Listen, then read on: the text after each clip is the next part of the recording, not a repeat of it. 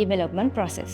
ඒ කියන්නේ ඔයා කලින් ඩිසයින් කරගත වෙබ්සයිට් එක මෙන්න මේ පාර්ට් එකේදී ඔයාට පුළුවන් කෝඩින් වලින් ඩෙවලොප්මන්ට් කරන්න. HTML, CSS, Java වගේ languages use කරන්න පුළුවන්. දෙවෙනි එක තමයි back end එක. මෙන්න මේ පාර්ට් එකේදී වෙන්නේ ඔයාගේ වෙබ්සයිට් එකේ තියෙන logic සහ data manage කරන එක.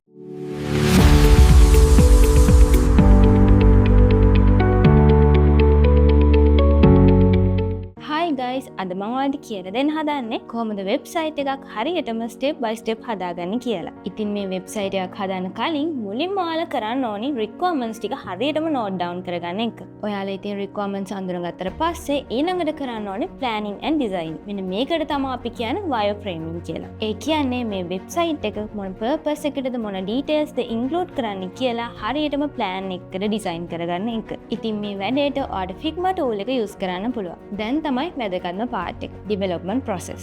ඒ කියන්නේ ඔයා කලින් ඩිසයින් කරගත වෙබ්සයිට් එක මෙන්න මේ පාර්ට් එකේදී ඔයාට පුළුවන් කෝඩින් වලින් ඩෙවලොප්මන්ට් කරන්න. මේකේ කොටස් දෙකක් තියෙනවා. එකක් තමයි front end. මේ පාර්ට් එකේදී වෙන්නේ user කෙනෙක්ට පේන ඉන්ටර්ෆේස් එක අපි ඩෙවලොප් කරන එක. මෙන්න මේකට ඔයාට HTML, CSS, Java වගේ languages use කරන්න පුළුවන්. දෙවෙනි එක තමයි back end එක. මෙන්න මේ පාර්ට් එකේදී වෙන්නේ ඔයාගේ වෙබ්සයිට් එකේ තියෙන logic සහ data manage කරන එක. මේ සඳහා ඔයාට Node.js, Python වගේම data manage කරගන්න MySQL, MongoDB වගේ database පාවිච්චි කරන්න පුළුවන්. ඊළඟ පාර්ට් එක තමයි testing. අපි මුලින්ම වෙබ්සයිට් එකක් හදපු ගමන් ඒක launch කරන්නේ නැහැ. ඊට කලින් අපි වෙබ්සයිට් එක හොඳට ටෙස්ට් කරලා බලන්න ඕනේ. මෙන්න මේකෙදි අපි responsiveness එක සහ buttons, navigation මේ වගේ හැම දෙයක්ම check කරලා බලනවා. අන්තිම step එක තමයි ඔයාලා මේ develop කරගත වෙබ්සයිට් එක ඉන්ටර්නෙට් එකට launch කරන එක. මෙන්න මේකෙදි ඔයා වෙබ්සයිට් එකට ගැලපෙන domain එකක් buy කරන්න ඕනේ. ඊට පස්සේ ඔයාලට පුළුවන් මේ වෙබ්සයිට් එක සර්වර් එකක් හරහා setup කරලා